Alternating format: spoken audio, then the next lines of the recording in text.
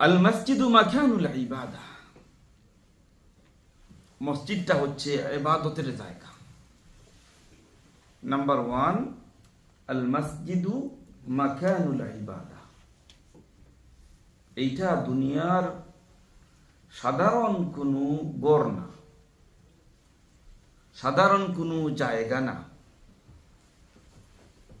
হতে পারে এটা সনবেটার তৈরি, মাটির তৈরি, হতে পারে এটা একটা বিশাল বিল্ডিং।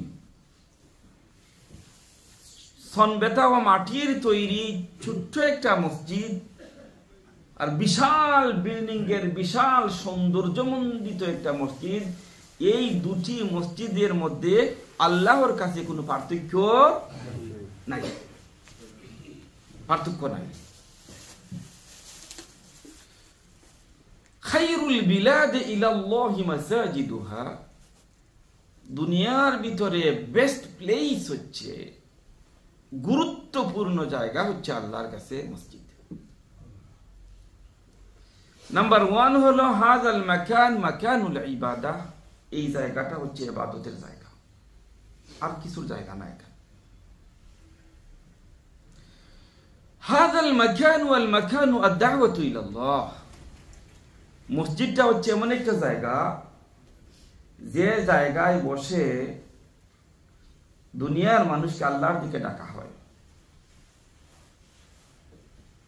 এই যে মিম্বরে বসে ইমাম সাহেব খুতবা দেন, বয়ান করে, এই জায়গাটা হচ্ছে মাকানুদ দাওয়াতু ইলাল্লাহ, আল্লাহর দিকে, আল্লাহর ইবাদতের দিকে, জান্নাতের দিকে মানুষকে নিয়ে আসার জন্য এইটা একটা বেস্ট প্লেস যেখানে মানুষকে আল্লাহর দিকে ডাকা হয়।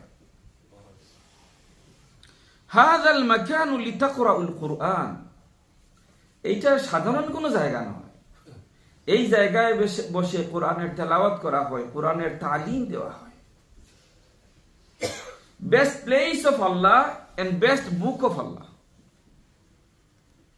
আল্লাহর যে আসমানি কিতাবগুলো আছে এর ভিতরে বেস্ট বুক হচ্ছে, সবচেয়ে বড় বুক হইল কিতাবুল্লাহ, আল্লাহর কোরআন। আর বেস্ট জায়গা হচ্ছে মসজিদ, বেস্ট জায়গার ভিতরে বেস্ট কিতাব এখানে তালিম দেওয়া হয়। এই কেমন জায়গা? হাযাল মাকানু লিতারবিয়াতুল আওলাদ, এটা এমন একটা জায়গা যে জায়গার ভিতরে বাচ্চাদেরকে দ্বীনের তালিম দেওয়া হয়। এই যে উইকডেজে, উইকেন্ডে, বিভিন্ন সময় এই জায়গার ভিতরে বাচ্চাদেরকে আল্লাহর দ্বীনের তালিম দেওয়া হচ্ছে। হাযাল মাকানুত তাফসীর ওয়াল ওয়াজ, এই মসজিদের পরিচয়টা কি? এই মসজিদের পরিচয় হইল এইটা এমন একটা জায়গা যেখানে বসে কোরআনের তাফসীর করা হয়, যেখানে বসে ওয়াজ করা হয়, যেখানে বসে ইতিকাফ করা হয়, যে জায়গার ভিতরে দিনে রাতে অসংখ্য অগণিত মানুষ অসংখ্য অগণিত সেজদা করে, এইটা এমন একটা জায়গা। হাযা মাকানুর রাহমাহ ওয়া মাকানুল মাগফিরাহ, এই জায়গাটা এমন একটা জায়গা যে জায়গাটা হচ্ছে রহমতের জায়গা,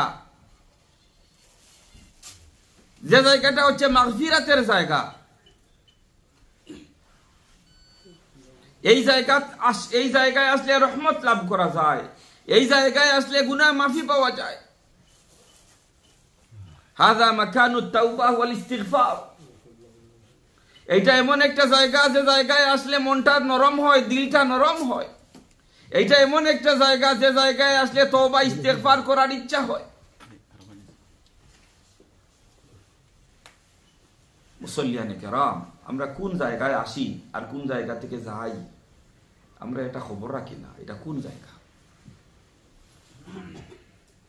আমরা যে সময় সাফরানের মাজারে যাই, শাহজালালের মাজারে যাই, দরগায় যাই, মনে করি এটা খুব গরম জায়গা, মনে করি না? না, আমাদেরকে ছোটবেলা এটা বুঝানি হইতো, সাফরানোর মাজার বাবার এটা খুব গরম, এই জায়গা গেলে জুতা আথুলিয়া যাওয়া লাগে।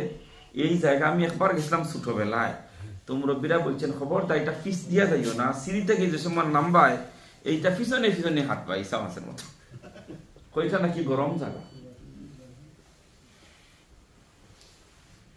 মানুষের মন মগজের ভিতরে মাজার গুলাকে তারা মনে করেন এই জায়গাটা খুব পবিত্র, এই জায়গাটা খুব গরম, এই জায়গাটা খুব গুরুত্বপূর্ণ। এটা সহি আকীদা না বাতিল আকীদা? এটা গরমও না, এটা ঠান্ডাও না, এইটা জিতাও নাই। অনেকে বলে জিন্দা ফির, এই কবরে ফির নাকি জিন্দা আছেন। মাজারে গেলে আমাদের অনেকের খান খারা থাকে যে এটা গরম জায়গায় আসছি, কোনো বেয়াদবি করা যাবে না। ইভেন এখনো সিলেটে তো আমার শহরেই লেখাপড়া ছিল, তো এই শাহজালালের যখন উরুস হইতো তখন তো আমরা দেখতাম, মাদ্রাসা আসা যাওয়া করতাম, একেবারে শাহজালালের মাজার আর সরকারি আলিয়া মাদ্রাসা তো একেবারে পাশাপাশি।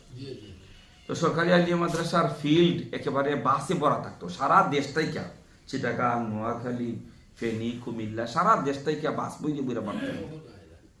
তো বাসটাই কে তারা নামার সময় জুতা হাতে নিতেন, আমরা চোখে দেখছি, জুতা হাতে নিয়ে যাইতেন। কেন? মাজার পবিত্র, এখানে জুতা, বাবার মাজার খুব পবিত্র, খুব গরম জায়গা।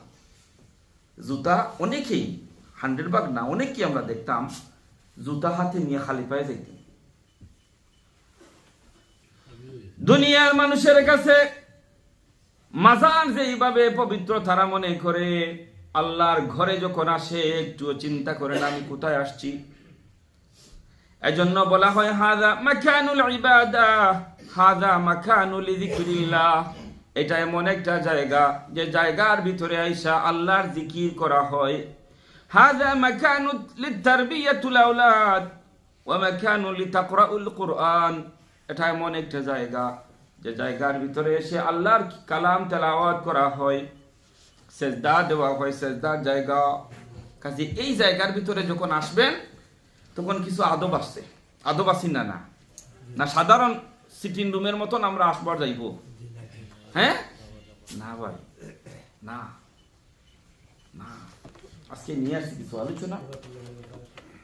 وفي رواية لأبي داود بسند حسن إذا دخل أحدكم المسجد فليسلم على النبي صلى الله عليه وسلم ثم ليقل اللهم افتح لي أبواب رحمتك وإذا خرج فليقل اللهم إني أسألك من فضلك। যখন আপনি মসজিদে আসবেন সালাত আর সালাম পাঠাইবেন সাথে সাথে আল্লাহ রাসূলের কাছে। হাদিস, বিসমিল্লাহ ওয়াল হামদুলিল্লাহ আসসালাতু ওয়াসসালামু আলা রাসূলিল্লাহ আল্লাহুম্মা ইফতাহ লি আবওয়াব রাহমাতিক। হে রাব্বুল আলামিন, তোমার কাছে দোয়া করি তোমার রহমতের যত দরজা আছে আল্লাহ মেহেরবানি করে সবগুলি দরজাকে আমার জন্য তুমি খুলে দাও। আইসা কি দোয়া করলাম? আল্লাহ, যত রহমতের দরজা আছে তোমার, আমি সবগুলা রহমতের দরজা খোলার জন্য তোমার কাছে আবেদন করছি। আল্লাহ, তোমার সবগুলা আবওয়াব মানে সবগুলা দরজা, রাহমাতিক তোমার রহমতের। নাম্বার 1। وروى الحاكم بسند حسن عن انس بن مالك رضي الله عنهما انه كان يقول من السنة إذا دخلت المسجد أن تبدأ برجلك اليمنى। যখন আপনি মসজিদের ভিতরে ঢুকবেন খেয়াল করবেন আপনি যেন প্রথমে ডান পা দিয়ে মসজিদে ঢুকেন। কোন পা দিয়া? ডান পা দিয়া। وإذا خرجت أن تبدأ برجلك اليسرى। আর যখন আপনি মসজিদ থেকে বের হবেন তখন বা পা দিয়া বের হবেন। ঢুকতে সময় কোন পা? আর বাড়াইতে সময় কোন পা? বাম পা। আর বাইরের সময় দোয়া, আল্লাহুম্মা ইন্নী আসআলুকা মিন ফাদলিক। রব্বুল আলামিন, তোমার ঘর থেকে আমি তো এখন বের হয়ে যাচ্ছি, আমি তোমার ফদল আর তোমার রহমত, তোমার করম আল্লাহ আমি চাই। মেহেরবানি করে তোমার যত ফদল আছে, যত বারাকা আছে আল্লাহ, সবগুলি ফদল আর করম দিয়ে তুমি আমাকে মালামাল করে দিও আল্লাহ। ঢুকার সময় দোয়া করলাম, বাইর হওয়ার সময়ও দোয়া করলাম।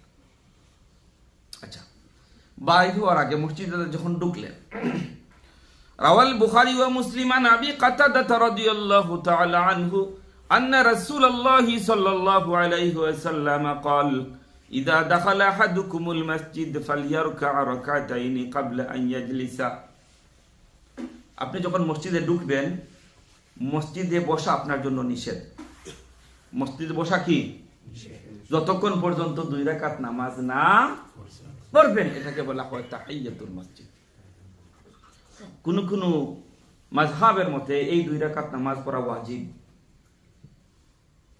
কোন কোন মাযহাবের মতে বিকজ রাসূল খুতবা দিচ্ছেন সাহাবী আসছেন বৈশা গেছেন বললেন নামাজ পড়ছো 2 রাকাত বললেন না দাঁড়াও 2 রাকাত নামাজ পড়া বসো এত গুরুত্ব দিছে তাহিয়াতুল মসজিদ 2 রাকাত নামাজ আইসা পড়া নেবেন যদি জামাত স্টার্ট না হয় যদি সময় থাকে এবং জামাত স্টার্ট হয়ে যাবে 1 মিনিট বাকি আছে 2 রাকাত পড়তে পারবেন না এমত অবস্থায় কি করবেন উলামায়ে কেরাম বলেন দাঁড়াইয়া থাকো 1 মিনিট বসার অনুমতি নাই সুবহানাল্লাহ বলেন কত গুরুত্ব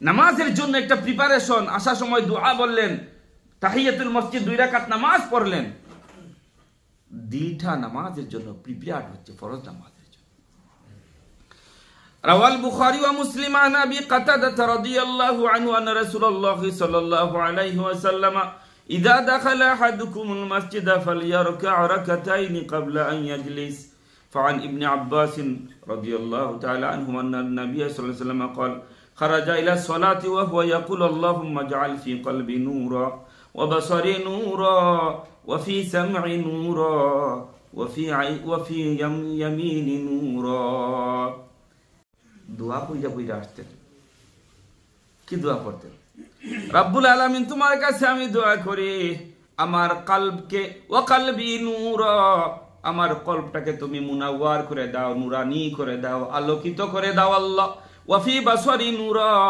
আমার যে 2টি চক্ষু দিয়েছো আল্লাহ এই চক্ষুর ভিতরে তুমি নূর দেও ওয়াফি সামঈ নূরা আল্লাহ আমার 2টো কান তুমি দিয়েছো আমার কানের ভিতরে তুমি নূর দেও ওয়ান ইয়ামিনি নূরা ওয়ান ইয়াসারি নূরা আমার ডান দিক আলোকিত করে দাও আল্লাহ আমার বাম দিক তুমি আলোকিত করে দাও আল্লাহ ওয়াফাউকি নূরা আমার উপরের দিকটাকে তুমি আলোকিত করে দাও ওয়া তাহতি নূরা আমার নিচ দিক থেকে তুমি আলোকিত করে দাও ওয়া আমামি নূরা ওয়া খালফি নূরা আল্লাহ এই দুনিয়ায় চলার জন্য আমার নূরের প্রয়োজন তোমার কাছে দোয়া করি আল্লাহ আমার সামনের দিকে তুমি নূর দাও আমার পিছনের দিকে নূর দাও আমার সারা জীবনটাকে তুমি আলোকিত করে দাও মুনাওয়ার করে দাও নূর দ্বারা তুমি আমাকে মালামাল করে দাও আমার আল্লাহ কি দোয়া করতে কি দোয়া করতে আমি যতদিন বাঁচি আমার 2 চোখ পর দিয়ে যেন দুনিয়াকে দেখতে পারি আমি যতদিন বাঁচি আমার 2 কান দিয়ে যেন আমি শুনতে পারি আল্লাহ আমি যতদিন বাঁচি আল্লাহ আমার কল দিয়ে যেন তোমার দ্বীনের চিন্তা করতে পারি আমার কলবটাকে আল্লাহুম্মা সাব্বিত কুলুবানা রব্বুল আলামিন আমার কলবটাকে তোমার দ্বীনের জন্য তুমি সাবিত করে দাও আল্লাহ এই দোয়াগুলো হুজুর করতেন এই দোয়াগুলো করতেন মসজিদে আসলে তেলাওয়াত করতেন তাসবিহ করতেন আজকার করতেন মুহতারাম মুসল্লিয়ান কিরাম মসজিদের কয়েকটা আদব কুইকলি বলি জামাল ফিয়া ভালো কাপড় পরে আসবেন গামে দুর্গন্ধ সারা সপ্তাহ ধরে দোয়া হয় নাই এই ধরনের কাপড় নিয়ে মসজিদে আসবেন না শীত আসতেছে অনেক ভাইয়ের মুজার গন্ধে পিছনে যে আছেন ওনার আসর বইটা নাই হয় না না এটা যেন না হয় অতিবুর রাইহাতে আপনি আতর লাগাবেন খুশবু লাগাবেন মিসওয়াক ওয়া সিওয়াক ওয়াল মাশি ইলাইহি বিসাকিনা ধীরে ধীরে মসজিদে আসবেন হাইটা আসবেন ওয়া তাফসিল ইসফিল আউয়াল প্রথম লাইন পুরা করবেন দ্বিতীয় লাইন পুরা করবেন আপনি পছন্দ করেন ওই কুনার রুম আইসাই একবারে এই কুনার রুমে এটা কোন মসজিদের আদব না আসবেন সামনে আসবেন সামনের লাইন পুরা করবেন দ্বিতীয় লাইন পুরা করবেন তৃতীয় লাইন পুরা করবেন ওয়া দুআ বাইনাল আযান ওয়াল ইকামা আযান আর ইকামতের মাঝখানে দোয়া কবুল বেশি বেশি করে দোয়া করবেন ওয়া দুআ বাইনাল আযান ওয়াল ইকামা ওয়াল খুশু' ফি সালাত নামাজে খুব খুশু খুশু রাখবেন দুর্গন্ধযুক্ত জিনিস খাইয়া আসবেন না হুজুর পেঁয়াজ খাইয়া রসুন খাইয়া নামাজে আসতে নিষেধ করছে তুমি মিয়া ঘরে বসে থাকো পেঁয়াজ খাইছো রসুন খাইছো বন্ধ যাইবে এখন কোন পেঁয়াজ খাওয়া খাসা পেঁয়াজ খাওয়া হয় না খাসা রসুন খাওয়া হয় না কিন্তু সিগারেট জারি আছে না তো নাই মনে হয় নাই মাশাআল্লাহ এই এলাকার মানুষ তো মনে হয় সিগারেট মুক্ত মনে হয় নাকি প্রিয় ভাইরা আপনি মনে রাখেন আপনার মুখের এটা আপনার কাছে খুব ভালো লাগতে পারে, বা যে একটা স্মেল আসে ওটা এটা ফেরেশতারা ঠিকতে পারেন না। মসজিদে বসে পেপার পত্রিকা পড়া যাবে না। একটু লেট হচ্ছে জামাতের, ফেসবুক দেখলেন, ইউটিউব দেখলেন, নিউজ দেখলেন, হোয়াটসঅ্যাপে একটু মেসেজ দেখলেন, করা যাবে না। Connected with Allah, not with devices. মনে থাকবে তো ইনশাআল্লাহ। ব্যক্তিগত কোনো কাজে মসজিদকে ইউজ করা যাবে না, অহেতুক গল্প গুজব করা যাবে না। দুইজন বন্ধু দল হয়েছেন, এই বাংলাদেশের রাজনীতি ওই না না আমাদের মসজিদে মনে হয় না। হ্যাঁ, এই সমস্ত কথা বলা যাবে না। আল্লাহ যেন মসজিদে আদব রক্ষা করে মসজিদে আসার তৌফিক দান করেন। মসজিদ সংক্রান্ত জরুরি আলোচনা আগামী সপ্তাহে হবে, আগামী আর্লি আসার চেষ্টা করবেন। আল্লাহ যেন আমাদেরকে বুঝার তৌফিক